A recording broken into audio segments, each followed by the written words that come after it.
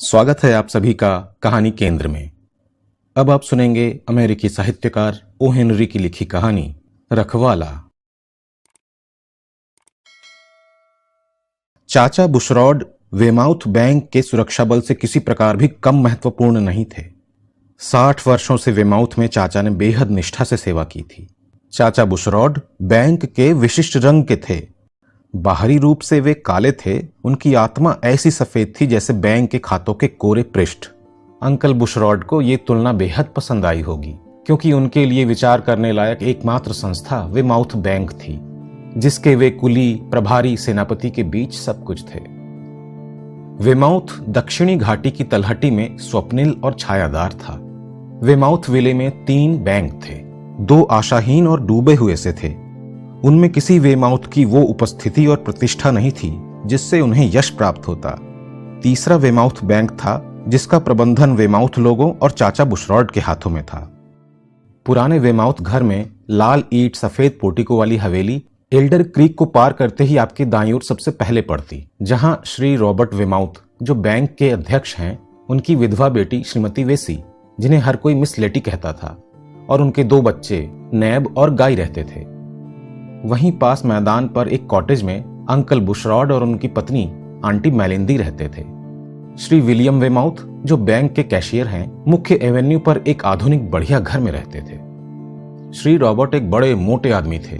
62 साल के, चिकने मोटे चेहरे वाले, लंबे लोहे जैसे भूरे बाल और तीखी नीली आंखें। वो गुस्सैल, दयालु और उदार व्यक्ति थे। उनकी मुस्कान युवा जैसी थी और उनकी आवाज बहुत कठोर थी, जो हमेशा वैसा नहीं होता था जैसा लगता था। दूसरी ओर श्री विलियम एक सौम्य व्यक्ति थे, व्यवहार में सही और व्यवसाय में लीन रहते थे। चाचा बुशरॉड बैंक के विश्वस्त संवाहक, संदेशवाहक और संरक्षक थे। वे लॉकर की चाबी रखते थे, ठीक वैसे ही जैसे मिस्टर रॉबर्ट और मिस्टर विलियम्स रखते थे।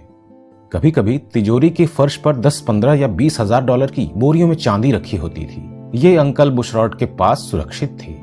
वे हृदय से ईमानदार और स्वाभिमान में एक वेमाउथ थे। हाल ही में चाचा बुशरॉड चिंतित रहने लगे थे। ये मार्से रॉबर्ट के कारण था। लगभग 1 साल से मिस्टर रॉबर्ट बहुत ज्यादा शराब पीने के आदी हो गए थे। इतनी नहीं कि वे नशे में आ जाएं, लेकिन ये आदत उन पर हावी हो रही थी और हर कोई इस पर ध्यान देने लगा था। दिन में कम से कम आधा दर्जन बार वे बैंक से निकलकर मर्चेंट्स एंड प्लैटर्स होटल में शराब पीने चले जाते थे। मिस्टर रॉबर्ट की हमेशा की तरह तेज समझ और व्यावसायिक क्षमता में थोड़ी कमी हो गई थी। श्री विलियम्स एक वेमाउथ थे, किंतु इतने अनुभवी नहीं थे। उन्होंने परिस्थिति को संभालने का प्रयास किया, किंतु सफलता नहीं मिली।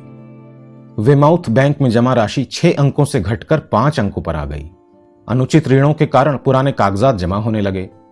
मदिरा सेवन के संबंध में किसी ने भी रॉबर्ट से कहने की ओर ध्यान नहीं दिया। उनके कई दोस्तों ने कहा कि इसका कारण लगभग 2 साल पहले उनकी पत्नी की मृत्यु थी। कुछ दूसरे श्री रॉबर्ट के गर्म स्वभाव के कारण हिचकते थे। मिस लैटी और बच्चों ने इस बदलाव को देखा और इस पर दुखी हुए। अंकल बुशरॉड भी चिंतित थे, लेकिन वे उन लोगों में से थे जो विरोध करने की हिम्मत नहीं करते थे। हालांकि वे और मार्स रॉबर्ट लगभग साथियों की तरह पले बड़े थे, किंतु चाचा बुशरॉड को बैंक अध्यक्ष की आदतों से बढ़कर एक भारी आघात भी लगने वाला था। मिस्टर रॉबर्ट को मछली पकड़ने का शौक था, जिसे वे आमतौर पर मौसम और व्यवसाय की अनुमति मिलने पर ही पूरा करते थे। एक दिन जब मछलियों के संबंध में सूचना मिलने लगी तो उन्होंने झील पर 2-3 दिन के लिए जाने के अपने इरादे की घोषणा कर दी। उन्होंने कहा कि वे अपने पुराने मित्र जज आर्चिनार्ड के साथ रीडी झील जा रहे हैं। अब चाचा बुशरॉड खजांची थे। जिस भी संगठन से वे जुड़े थे, उसने उन्हें बिना किसी हिचकिचाहट के कोषाध्यक्ष बना दिया। अश्वेत लोगों में वे बड़े प्रतिष्ठित थे। उनमें श्री बुशरॉड वेमाउथ बैंक के वेमाउथ समझे जाते थे। जिस दिन श्री रॉबर्ट ने मछली पकड़ने की अपनी यात्रा के बारे में बताया था, उसके अगले दिन रात को बूढ़ा व्यक्ति 12 बजे उठा और अपने बिस्तर से उठकर बोला कि उसे बैंक जाकर बेटे और बेटियों की पासबुक ले आना चाहिए, जिसे वो घर लाना भूल गया है। पासबुक क्लर्क ने पासबुक तैयार कर दी थी। रद्द किए गए चेक इसमें डाले गए थे और उसके चारों ओर 2 इलास्टिक बैंड बांधे थे। अन्य पासबुक के चारों ओर केवल 1 बैंड बांधा था। चाची मेलिंदी ने इतनी रात वहां जाने पर विरोध जताया और इसे अनावश्यक और मूर्खतापूर्ण कार्य बताया, किंतु चाचा बुशरॉड कर्तव्य से पलटने वाले नहीं थे। मैंने बहन एडलिन हॉकिंस से, वो बोला, कल सुबह 7 बजे उस पासबुक के लिए यहां आने को कह दिया है। जब वो यहां आएगी तो ये किताब उसे देना है। चाचा बुशरॉड ने अपना पुराना भूरा सूट पहना और मोटी छड़ी उठाई और वेमाउथ विले की लगभग सुनसान सड़कों पर निकल पड़ा। वो बैंक में दाखिल हुए, साइड के दरवाजे को खोला और पासबुक को वहीं पाया जहां उन्होंने उसे छोड़ा था, पीछे के छोटे से कमरे में जहां वे हमेशा अपना कोट लटकाते थे। इधर उधर देखते हुए उन्होंने देखा कि सब कुछ वैसा ही था जैसा उन्होंने छोड़ा था, और घर के लिए निकलने ही वाले थे कि अचानक सामने के दरवाजे में चाबी की खड़खड़ाहट ने उन्हें रोक दिया। कोई फुर्ती से अंदर आया, धीरे से द्वार बंद किया और लोहे की जाली में बने द्वार में से होते हुए अकाउंट कक्ष में प्रवेश किया। बैंक का वो खंड पिछले एक संकरे गलियारे से जुड़ा था जो इस समय पूर्ण अंधकार में डूबा था। अंकल बुशरॉड अपनी हिकॉरी स्टिक को मजबूती से हाथ में पकड़े हुए धीरे धीरे इस गलियारे में आगे बढ़े, जब तक कि वे आधी रात को वेमाउथ बैंक के पवित्र परिसर में घुसने वाले घुसपैठिए को नहीं देख पाए। वहां लैंप का प्रकाश धीमा था, किंतु इस प्रकाश में भी उन्होंने तुरंत देख लिया कि घुसपैठिया बैंक का अध्यक्ष है। चकित, भयग्रस्त, अनिश्चित बूढ़े आदमी की समझ में नहीं आ रहा था कि क्या करे। वो अंधकार में खड़ा रहा और अगली हरकत की प्रतीक्षा करने लगा। लोहे के द्वार वाला लॉकर उसके सामने था। उसके अंदर वो खजाना था जिसमें मूल्यवान कागज, सोना और बैंक की नकदी थी। तिजोरी के फर्श पर शायद $18,000 की चांदी पड़ी थी। अध्यक्ष ने जेब से चाबी निकाली, लॉकर खोला और भीतर घुस गया। उसने अपने पीछे इसका द्वार लगभग बंद कर लिया। दरार में से चाचा बुशरॉड ने मोमबत्ती की कांपती लौ देखी। 1 या 2 मिनट, मगर देखने वाले को ये 1 घंटा प्रतीत हुआ। श्री रॉबर्ट बाहर आए। हाथ में एक बड़ा थैला था। उसे जल्दबाजी में किंतु सावधानी से पकड़े थे, जैसे उन्हें भय हो कि कहीं देख न लिया जाए। एक हाथ से उन्होंने द्वार बंद किया और ताला लगा दिया। चाचा बुशरॉड प्रतीक्षा करते रहे और देखते रहे। उनकी छुपी हुई परछाई हिल रही थी।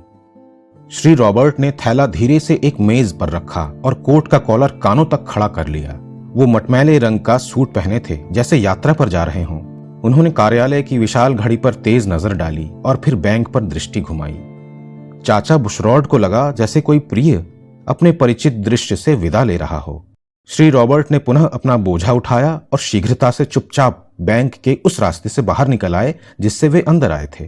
पीछे मुड़कर उन्होंने मुख्य द्वार को ताला लगा दिया। कुछ क्षण तक चाचा बुशरॉड अपने स्थान पर पत्थर की भांति खड़े रह गए। बूढ़ा संरक्षक उन पर झपट पड़ता और वेमाउथ की संपत्ति बचाने के लिए प्रहार कर बैठता, किंतु अब उनकी आत्मा इस लूट से अधिक किसी और बुरी बात से भयभीत थी। वो इस दहशत से ग्रस्त था कि वेमाउथ नाम और वेमाउथ प्रतिष्ठा डूबने वाली थी। मार्स रॉबर्ट ने बैंक लूट लिया था। इसका क्या मतलब हो सकता था? रात्रि का समय, चोरी से लॉकर तक पहुंचना, चुपचाप थैला भरकर निकलना, उसका घड़ी देखना और खामोश लौटना, इसका और क्या मतलब हो सकता था? और चाचा बुशरॉड की पीड़ा बढ़ाने को पिछली घटनाओं की स्मृतियां उभर आईं। श्री रॉबर्ट का बढ़ता मदिरा सेवन और इस कारण उनका कठोर और गर्म स्वभाव, आम बातचीत में उसके द्वारा सुनना कि बैंक का व्यवसाय घट गया है और ऋण उगाही में कठिनाई आ रही है। इन सब का इसके अतिरिक्त क्या अर्थ हो सकता था कि श्री रॉबर्ट वेमाउथ एक भगोड़ा था, बैंक के बचे हुए धन के साथ भागने वाला था, और मिस्टर विलियम, कुमारी लैटी, नन्हे नैब और गाय और चाचा बुशरॉड को अपमान सहने के लिए छोड़े जा रहा था। एक क्षण में चाचा बुशरॉड ने ये बातें सोची और उनमें एकदम निश्चय और हरकत जागी। हे भगवान, हे भगवान! वो जोर से चीखा और बगल के द्वार की ओर लपका। वर्षों तक यहां इतना अधिक और अच्छा काम करने के बाद ये सब सामने आया। पृथ्वी पर इससे बुरा दृश्य क्या हो सकता है कि वेमाउथ परिवार लुटेरा बन जाए। हे भगवान! मार्स रॉबर्ट, तुम नहीं कर पाओगे। कुमारी लेटी और उनके बच्चे हमेशा गर्व से वेमाउथ वेमाउथ कहते रहते हैं। मैं तुम्हें रोक पाया तो रोकने जा रहा हूं। चाचा बुशरॉड गठिया के कारण लड़खड़ाते छड़ी की सहायता से तेजी से स्टेशन वाली सड़क पर बढ़े, जहां वेमाउथ विले को छूने वाली 2 रेल लाइनें मिलती हैं। जैसा कि उन्होंने उम्मीद की थी और आशंका थी, उन्होंने मिस्टर रॉबर्ट को देखा, जो इमारत की छाया में खड़े होकर ट्रेन का इंतजार कर रहे थे। उन्होंने अपने हाथ में थैला पकड़ रखा था। चाचा बुशरॉड बैंक अध्यक्ष से जब 20 गज दूर रह गए, जो स्टेशन की दीवार के सहारे विशाल मटमैले भूत की भांति खड़ा था, वो एकाएक बेचैन हो उठे। वो जो करने आए थे, उस काम के भद्देपन और कठोरता ने उन पर चोट कर दी। वो अधिक प्रसन्न होते जब मुड़कर भागते, किंतु पुनः उन्हें कल्पना में कुमारी लैटी का सफेद और नैब और गाय के उदास चेहरे दिखाई दिए। अगर वो अपने कर्तव्य में विफल हो गए और उन्होंने उनसे उनके प्रबंधन के बारे में सवाल किया। इस विचार के साथ वो सीधा चलते हुए, खखार कर गला साफ करते और छड़ी ठकठकाते हुए आगे बढ़ा, ताकि सरलता से पहचान में आ जाए। इस प्रकार वो श्री रॉबर्ट को एकदम चौंका देने के संभावित खतरे से बच सकता था। इसमें वो सफल रहा। क्या ये तुम हो बुशरॉड? मटमैले भूत के स्पष्ट स्वर ने पूछा। हाँ श्रीमान मार्स रॉबर्ट। तुम रात को यहां इस समय क्या कर रहे हो? जीवन में प्रथम बार चाचा बुशरॉड ने मार्स रॉबर्ट से झूठ बोला। वो इसे दबा ना सका, उसे थोड़ा घुमा फिराकर बोलना पड़ा। उसमें सीधे वार करने की क्षमता न थी। मैं बूढ़ी मौसी मारिया पैटरसन से मिलने गया था। रात में वो बीमार हो गई थी और मैंने उससे मेलिंदी की दवा की एक बोतल भेजी थी। हाँ साहब। रॉबर्ट ने कहा। तुम्हें रात की हवा से बचकर घर चले जाना चाहिए। ये नम है। गठिया के कारण तुम उठ भी नहीं पाओगे। क्या तुम्हें लगता है कि कल का दिन साफ होगा बुशरॉड? मुझे उम्मीद है कि ऐसा ही होगा साहब। पिछली रात सूरज लाल अस्त हुआ था। श्री रॉबर्ट ने छाया में एक सिगार जलाया और धुआं ऐसा लग रहा था जैसे उनका मटमैला भूत फैल रहा हो और हवा में रात में उड़ रहा हो। किसी तरह अंकल बुशरॉड मुश्किल से अपनी अनिच्छुक जीभ को भयानक विषय पर ला पाए। वो विचित्र ढंग से खड़े पांवों से बजरी को कुरेद रहे थे और छड़ी को हाथों में घुमा रहे थे। किंतु तभी बहुत दूर, 3 मील दूर, जिम टाउन के पास उसने आती ट्रेन की धीमी सीटी की आवाज सुनी। वो ट्रेन जिसे वेमाउथ के नाम पर धब्बा लगाने वाले को ढो कर ले जाना था। उसके सारे भय दूर हो गए। उसने अपनी टोपी उतारी और उस कबीले के मुखिया का सामना किया जिसकी वो सेवा करता था। महान, शाही, दयालु, उदात्त, भयानक वेमाउथ।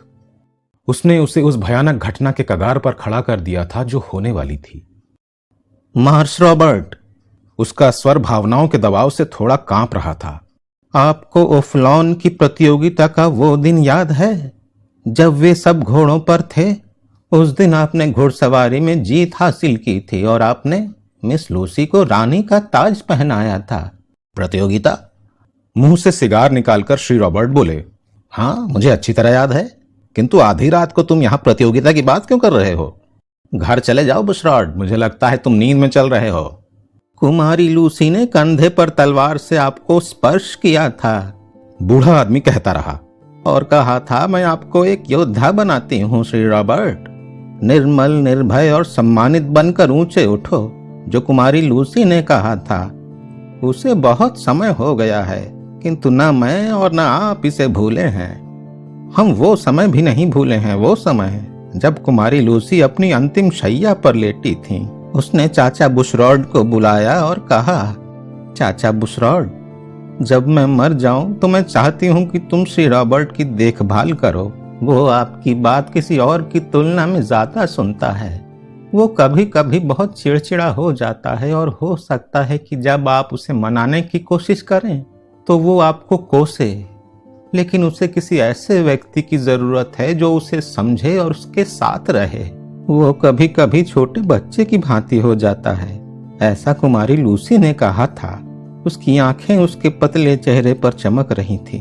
ये उसके शब्द थे। मेरा योद्धा कहाँ है, निर्मल, निर्भय और सम्मानित? श्री रॉबर्ट ने, जैसे कि उनकी आदत थी, अपनी नरम दिली की प्रवृत्ति को दिखावटी क्रोध से छुपाना शुरू कर दिया। तुम बूढ़े? वो सिगार के धुएं के गुबार में गुर्राया। मुझे लगता है तुम पागल हो गए हो। मैंने तुम्हें घर जाने के लिए कहा था बुशरॉड।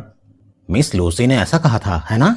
खैर, हमने इस बात को बहुत साफ नहीं रखा है। 2 साल पहले, पिछले हफ्ते, है ना बुशरॉड, जब वो मर गई थी। धिक्कार है। क्या तुम पूरी रात वहीं खड़े होकर बकबक करते रहोगे?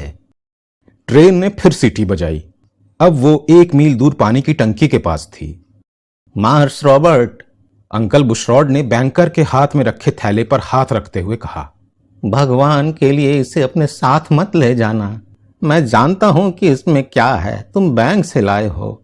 इस थैले में कुमारी लूसी और उनके बच्चों के बच्चों के लिए भारी मुसीबत है। ये वेमाउथ का नाम नष्ट कर देगा। मार्स रॉबर्ट, तुम इस बूढ़े हबशी को मार डालो पर इसे अपने साथ मत ले जाओ।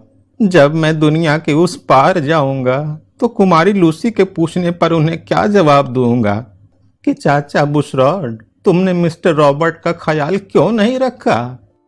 श्री रॉबर्ट वेमाउथ ने अपना सिगार फेंक दिया और क्रोध में अपनी बांह लहराई। संभावित वार के लिए चाचा बुशरॉड ने अपना सिर झुका लिया, किंतु वो पीछे नहीं हटे। यदि वेमाउथ के नाम का पतन होना था तो वो उसके साथ गिर जाएगा, बैंकर ने कहा, और चाचा बुशरॉड ने आश्चर्य से पलकें झपकाईं। तूफान तो था, लेकिन वो गर्मियों की हवा की शांति में दब गया था। बुशरॉड, मिस्टर रॉबर्ट ने सामान्य से धीमी आवाज में कहा, तुमने सारी हदें पार कर दी हैं। तुम्हारे साथ जिस तरह से नरमी बरती गई है उसका फायदा उठाकर तुमने अक्षम्य रूप से हस्तक्षेप किया है। तो तुम्हें पता है इस थैले में क्या है? तुम्हारी लंबी और निष्ठावान सेवा के कारण क्षमा मिल सकती है। घर जाओ बुशरॉड, एक शब्द और नहीं। लेकिन बुशरॉड ने बैग को मजबूती से पकड़ लिया। ट्रेन की हेडलाइट अब स्टेशन के आसपास की परछाइयों को हल्का कर रही थी। शोर बढ़ रहा था और लोग ट्रैक के किनारे इधर उधर भाग रहे थे। मार्श रॉबर्ट, ये थैला मुझे दो। मुझे तुमसे ये बात कहने का अधिकार है श्रीमान। मैंने तुम्हारी सेवा की है और बचपन से तुम्हारे साथ रहा हूं। मैं तुम्हारे विवाह में था और जब तुम्हारी कुमारी लेटी पैदा हुई मैं तब भी दूर नहीं था। कुमारी लेटी के बच्चे प्रत्येक शाम घर आने के पश्चात आज भी चाचा बुशरॉड को ढूंढते हैं। मैं अपने रंग और उपाधियों को छोड़कर पूरी तरह वेमाउथ रहा हूं। हम दोनों बूढ़े हैं मार्श रॉबर्ट। बहुत ज्यादा समय नहीं है कि हम कुमारी लूसी से मिलेंगे और अपने कामों का लेखा जोखा दे रहे होंगे। बूढ़े हब्सी से इससे अधिक कहने की आशा नहीं की जाएगी कि जिस परिवार के साथ वो था उसके लिए जितना कर सकता था उससे अधिक किया। किंतु वेमाउथ लोगों को कहना चाहिए कि वे निर्मल, निर्भीक और सम्मानित रहें। ये थैला मुझे दो मार्श रॉबर्ट, मैं इसको लेकर जा रहा हूं। मैं इसे वापस बैंक में रखूंगा और लॉकर में बंद कर दूंगा। मैं कुमारी लूसी का आदेश मानने जा रहा हूं। इसे छोड़ो मार्श रॉबर्ट। ट्रेन स्टेशन पर खड़ी थी। कुछ लोग इसके पास सामान धकेल रहे थे। 2-3 यात्री नींद से जागकर उतरे और प्लेटफॉर्म पर टहलने लगे। चालक बजरी पर उतरा, अपनी लालटेन उठाई और पुकारा। ऐसे किसी व्यक्ति को पुकारा जो दिखाई नहीं दे रहा था। अरे फ्रैंक! घंटी बजी, ब्रेक चरमराए। चालक चिल्लाया, सब चढ़ जाएं गाड़ी पर। मिस्टर रॉबर्ट ने थैले पर से अपनी पकड़ ढीली कर दी। चाचा बुशरॉड ने इसे दोनों हाथों से पकड़कर अपने सीने से भींच लिया, जैसे कोई प्रेमी अपनी प्रथम प्रेयसी को जकड़ लेता है। इसे अपने साथ वापस ले जाओ बुशरॉड, अपनी जेबों में हाथ डालते हुए श्री रॉबर्ट बोले, और मामला खत्म करो। समझ लो तुम बहुत बोल चुके हो। मैं इस ट्रेन से जा रहा हूं। श्री विलियम को बता देना कि मैं शनिवार को लौट आऊंगा। शुभ रात्रि। बैंकर चलती ट्रेन की सीढ़ियां चढ़ गया और एक डिब्बे में गायब हो गया। चाचा बुशरॉड स्थिर खड़े रहे, अभी भी कीमती थैले को गले से लगाए हुए। उनकी आंखें बंद थी और उनके होंठ वेमाउथ सम्मान की रक्षा के लिए भगवान को धन्यवाद देते हुए हिल रहे थे। उन्हें पता था कि जब श्री रॉबर्ट ने कहा है तो वो अवश्य लौटेंगे। वेमाउथ कभी झूठ नहीं बोलते। भगवान का शुक्र है कि ये अब नहीं कहा जा सकता कि उन्होंने पैसों में गबन किया। फिर वेमाउथ की पूंजी की सुरक्षा की आगे की आवश्यकता से जागा बूढ़ा आदमी थैला लेकर बैंक के लिए रवाना हो गया।